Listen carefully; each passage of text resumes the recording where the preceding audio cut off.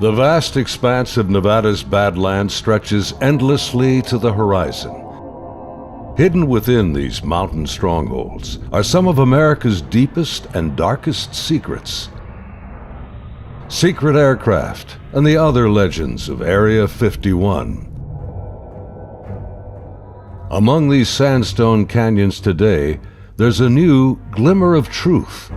Shrouded in mystery, it's a story that demands to be told. These are the witnesses of one of America's most unusual UFO encounters in history. Navy veterans and a band of brothers that want you to know that what they witnessed is real. This is their story. Petty Officer Jason Turner served aboard the USS Princeton in 2004. His personal conviction for democracy and patriotism guides him in his search for the truth. This is an actual event that happened, and I witnessed it. Aviation tech Patrick Hughes, a USS Nimitz veteran, he speaks for his shipmates who choose to remain silent. I'm one of those who has to see to believe, and obviously I've seen the evidence of this, so it exists. Top Gun Air Intercept Controller Kevin Day and Fire Controlman Gary Voorhees, both from the Princeton, served together in the ship's Combat Information Center. They saw them first, whatever it is they are. They wanted to show themselves, whatever they were. I don't think they wanted anything really to do with us. They were literally breaking the laws of physics in my eyes. These sailors are here for truth and vindication, and their story goes back over a decade to a time and place that marked a departure for all of them, both in their Navy careers, but also in their knowledge of the limits of man's technological understanding of our world.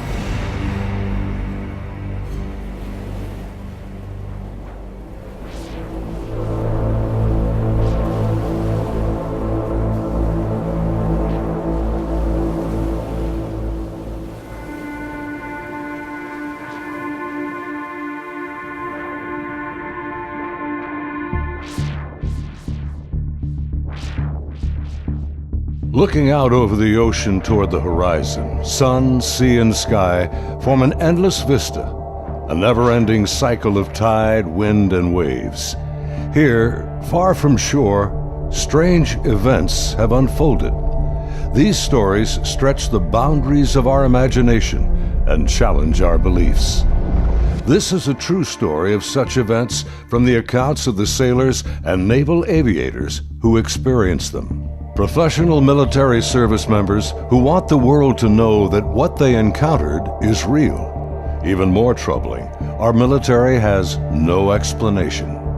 The answers seem to elude everyone, like reflections on the waves, yet they are out there.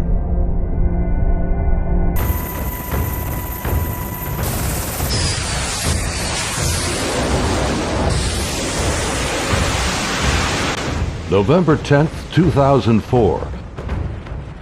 90 miles southwest of San Diego, California, in the Naval Operations Area, the Nimitz Carrier Strike Group and her complement of warships and the aircraft of Air Wing 11 are conducting a routine 2-week training exercise.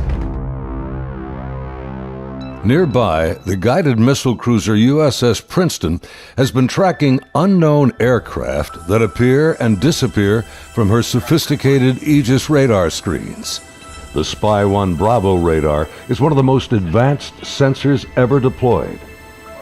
Princeton's main role is air defense of the strike group, and Operations Specialist Senior Chief Day is in charge of protecting the airspace around the Nimitz. And my job was to man the radars and ID everything that flew in the skies. And I also sat a position called Anti-Air Warfare Coordinator, where if we ever had to go to war, I was the guy that was going to launch the missiles and kill shit. In addition to that, I was the Air Intercept Controller. When the Super Hornets take off the carrier, I'm the guy that takes control and takes them to the fight and gets them home safe.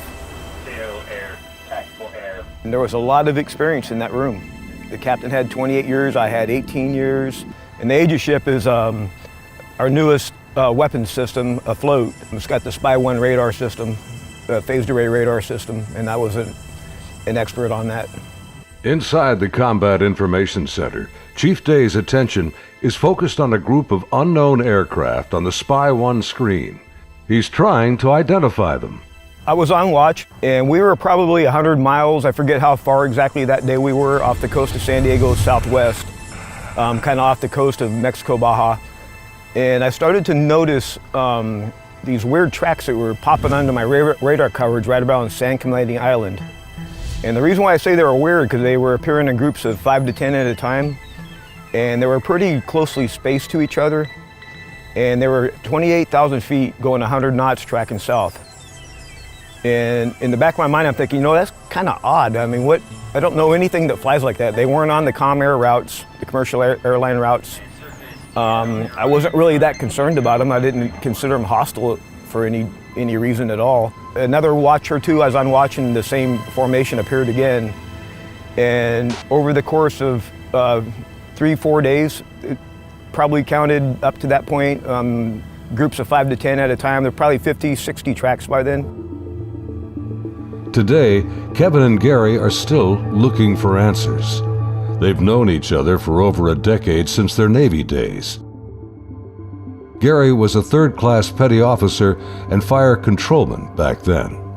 I worked on the Aegis computer system on a CG-59 guided missile cruiser, the USS Princeton. I'm in charge of CEC and data recording and maintaining and operating all the mainframes that run the system. They're both becoming increasingly frustrated in their attempts to ID the strange aerial objects, which have no transponders and fit no known flight profiles. The guys that work on the Spy-1 Bravo radar, they had come across and said they needed to take the system down for recalibration because they were getting clutter or ghost tracks, and they needed to recalibrate to get rid of them. Then once they did finish all that recalibration, bring it back up, the tracks didn't disappear. They were still there, but they were actually sharper and clearer. They were doing diagnostic tests on everything we had to make sure it was not a system malfunction. And it turned out that it wasn't. These were actually real objects. I had the highest spy track quality possible on these contacts. In this situation, I actually started recording on all 4 tapes at the same time. That way, it was a one continuous loop, and I was just replacing them as they were, becoming full. We failed utterly to identify these things. It didn't meet any of the parameters for anything that was known. In some cases, they seem to descend from space and then suddenly plunge to near sea level in seconds. Coupled with the unidentified nature of the craft and lack of clearance, these extreme flight observations are very troubling to the crew assigned to protect the carrier group from aerial threats. Sunday, November 14th, morning. The Nimitz deck crew is busy launching FA-18F Super Hornets, helicopters, and E-2 Hawkeye early warning planes. The mission? Simulated air defense, or ADEX training over the Pacific. The winds are calm, the skies are clear, a near perfect day for flying.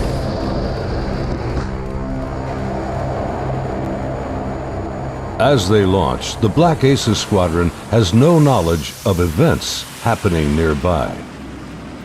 In the back of my mind, that's when I determined I was going to become concerned about these objects, is we were getting ready to launch a whole bunch of aircraft in that same piece of sky. Fast Eagle climbs out to 20,000 feet and heads to the cap station about 40 miles south of the carrier. The cap is a rendezvous point used to form up with the other airplanes. Just 25 miles separation. The commander of Fast Eagle has over a decade in the air wing. His wingman for the day is a new pilot, a young officer on her first carrier deployment. She's paired with a senior pilot, her backseat weapons system officer for the mission. He will manage navigation and the advanced radar and targeting pods on the aircraft.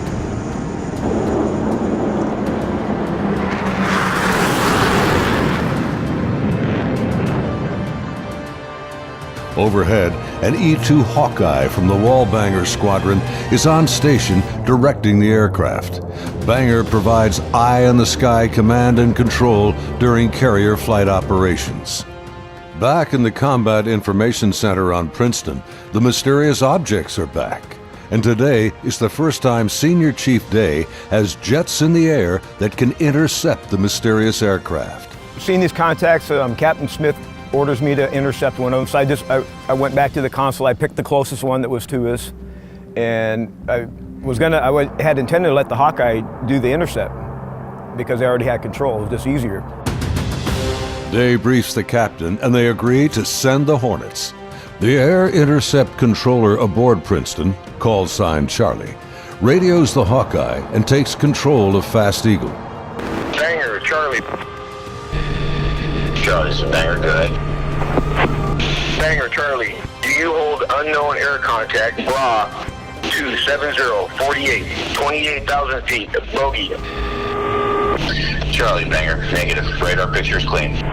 The E-2 radar operators have been frustrated in their attempts to get a radar return on the unknown aerial target that Princeton is tracking.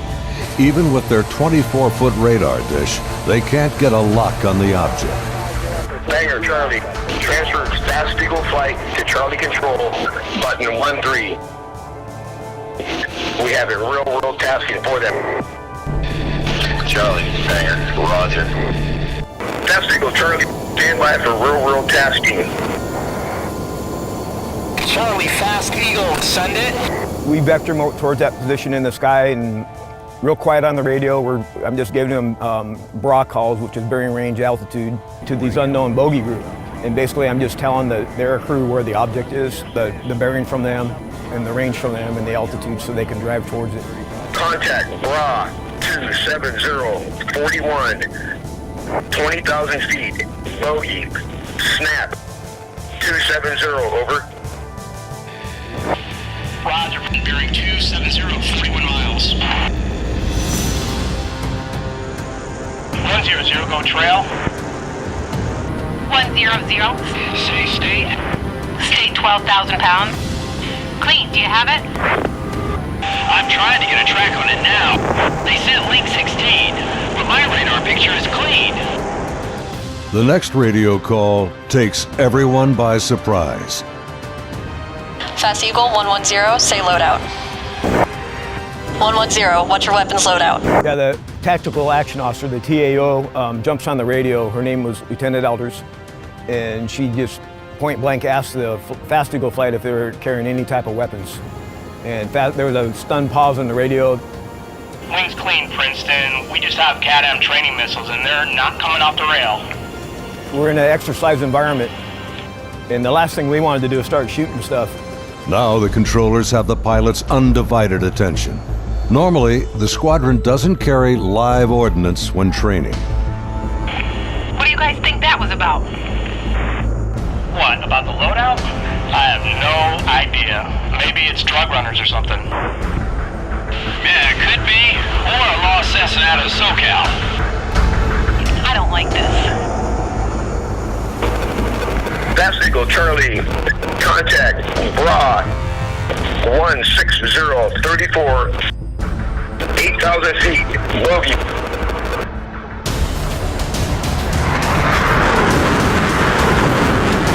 Roger, 34 miles at 8,000. Committed, your call, continuing. As Fast Eagle approaches the target, they see nothing unusual. Their onboard radars can't get a lock on the object. Fast Eagle, Charlie, bra 16010, 8,000 feet. Roger.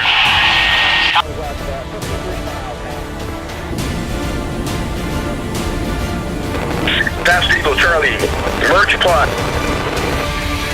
Basically what the merge plot means on the radar, you got two objects in the same vertical piece of sky, so when I'm looking at the 2D display, it looks like a one radar blob now. Confirm the object appears stationary. I had it at 17.7. Showing, again, basically no airspeed on it. Hey, you guys seeing us? What is that?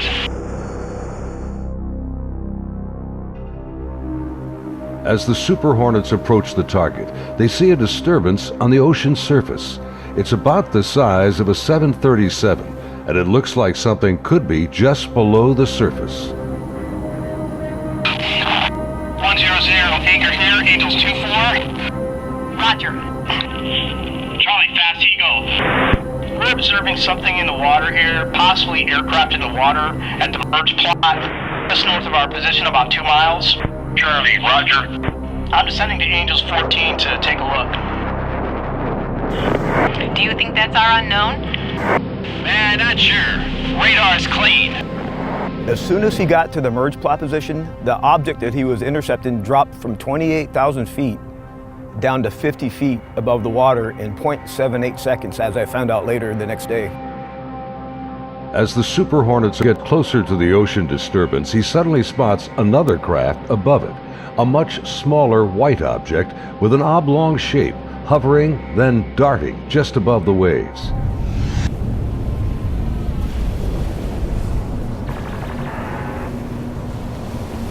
The object is moving around erratically, seemingly focused on the white water. The shape is similar to a tic-tac. It's smooth like porcelain. It's not an airplane.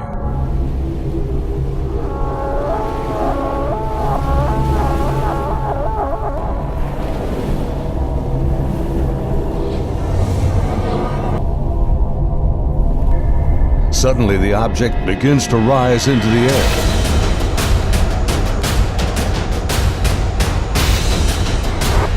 It's coming up. 2 miles. The strange craft begins mirroring the turn rate of Fast Eagle. Tower 1 Polgate, 287, 2 miles, Angels 5. The object is now at his 3 o'clock position as he continues to turn with it. He's turning hard at 3,000 meters. We had the external communications in the speaker in combat so everyone could listen to it. And the next thing I hear in the radio going, oh my God, I'm engaged, I'm engaged. 1,000 meters, he's southwest, Angels 8.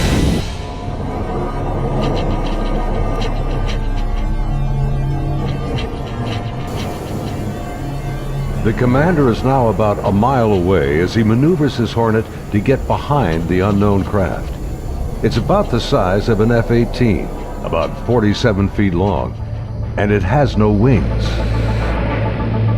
As the dogfight unfolds, he quickly turns and dives to bring his jet's nose ahead of the object to close the distance.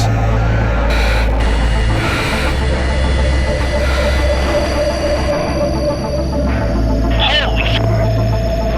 It jumped. 1,000 meters, he's...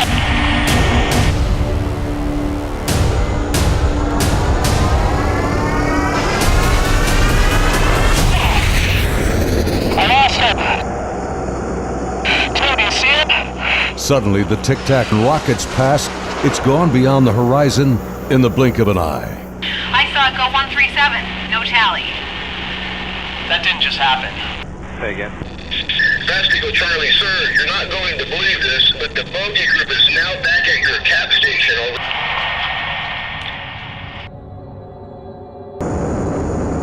Over. As Fast Eagle returns to the area of the ocean disturbance, the object is gone, and the sea is once again calm.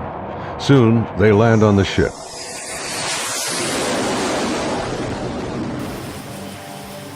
Back on board Banger, the flight crew has been listening to the radio transmissions from Fast Eagle. The crew has been tracking the intercepts on their advanced display systems called the CEC. One of the radar operators, who wishes to remain anonymous, describes hearing the fear in the pilots' voices, and he knows this is no drill.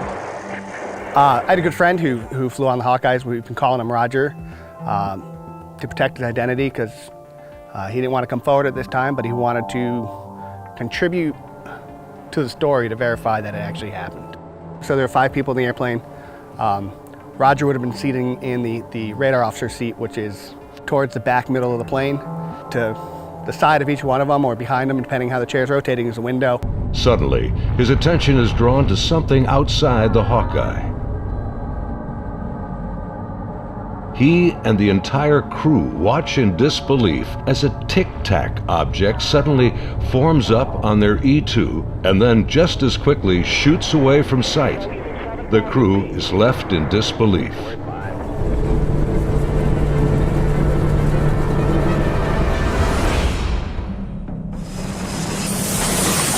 As Banger returns to the ship, the crew is shaken. The highly unusual events are troubling, but what happens next has haunted them to this day. U.S. Navy officers quickly arrive and escort the aircrew to a secure space on the ship. As the crewmen begin to take off their flight gear, an officer begins the debriefing by telling them this event did not happen, and they are given non-disclosure agreements to sign. They're warned to never discuss this event again. Again, we're preparing for the air defense exercise. So now we got all the squadrons launching off the carrier because they're all up going to do their functional check flights. Senior Chief Day watched in disbelief as the Tic Tac UFOs reacted to the incoming fighter jets. All the objects in the sky, they all dropped out of the sky. From 28,000 feet down to 50 feet. Based on the Spy-1 Bravo radar system, the object descended at over 24,000 miles an hour. It was unbelievable because normally what would happen if a normal aircraft did that, first of all, it would fly apart. It wouldn't be able to withstand the G-forces, and there would be multiple sonic booms. It would be boom, boom, boom, boom, boom, boom, boom, boom, boom, and this did not make any sonic booms. From what I observed, I saw that it went from, right around between 25 and 30,000 feet down to sea level and below sea level. Contact, tag number 042. Below sea level was confirmed to me by the actual sonar techs that were in combat, in communications with other techs that had said they had an active track on it under the water.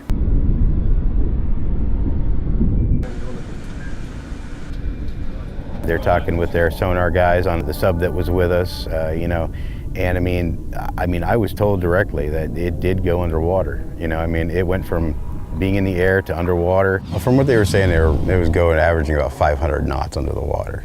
So it did slow down when it hit the water, but it didn't affect it inertially. After the intercepts, both Kevin and Gary climbed up to the ship's bridge wing to get a better view of the objects through the binoculars. We'd go up to the bridge wing and look at them through the big eyes, which is heavily magnified binoculars that are out on the bridge wing of the ship. Even when I was off watch, I was usually up in combat anyway, and I was sitting at the console. I just picked the closest object to us, and I got the relative bearing from the ship, slave over to the relative bearing of about the right altitude, and saw this white light in the sky. The movements were smooth to erratic. They just moved from one point to another. It was always a very sharp and clean movement. It always felt like a constant speed, not like speeding up. Just it needed to go to that point, and it decided to do it at this speed. And then it would just go from nothing to the speed they were going to go, and then stop at the next point. Meanwhile, back on the Nimitz, aviation tech Patrick Hughes is working to secure the classified data recorders from the Hawkeye that encountered the Tic Tac. We pull out their hard drives. We call them RMCs. We call them bricks because they physically heavy like a brick. But they contain the software to run the airplane. And they also record a lot of the data that the aircrew sees during the flight. So we take the removable stuff, we take it out, we go downstairs, back to our shop. Patrick's job involves tracking the chain of custody of the hard drives. Then we open up the safe, put them in the safe. We've got tracking sheets so we know what RMCs are on what airplane. We know who signed them out, who put them in the airplane, who took them out of the airplane. As he gets ready to wrap up the mission, there's a knock on the door. Our commanding officer's there, two other guys in flight suits, so I'm assuming we're Air Force officers because I'm pretty sure that's the insignia they had on. But they were not on the ship earlier. I did not see them come on the ship, so I'm not sure how they got there. But the skipper basically said, I need the bricks off the flight. We opened the safe, we put them in the bags. He took them, he took his two anonymous officers and left. The officers, with the classified hard drives in hand, soon board an HS-60 Seahawk helicopter and leave Nimitz.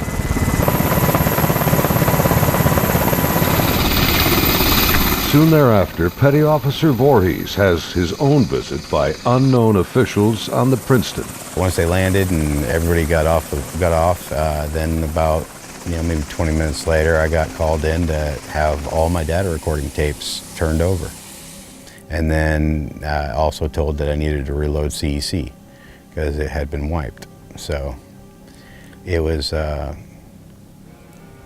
I turned over all the tapes, and then they also said if there's any even blank tapes to erase anything else that's in the shop. Well, they were plainclothes people that came aboard on the helicopter. It was my chain of command that took control of the tapes from me. The helo left with them after that, so because we went right back to flight ops. The link between the Tic Tacs and these men is unknown. How they became aware of the UFO encounters and how they arrived so quickly on board after the event is also a mystery. The video you are now watching is the actual gun camera FLIR footage of the Tic Tac taken by a later flight. This is the first video ever released by the U.S. government showing military planes engaging UFOs. The advanced targeting pod, known as ATFLIR, works in both TV mode and infrared mode. The film reveals no control surfaces, no exhaust plume, a uniform heat signature, and no visible means of propulsion.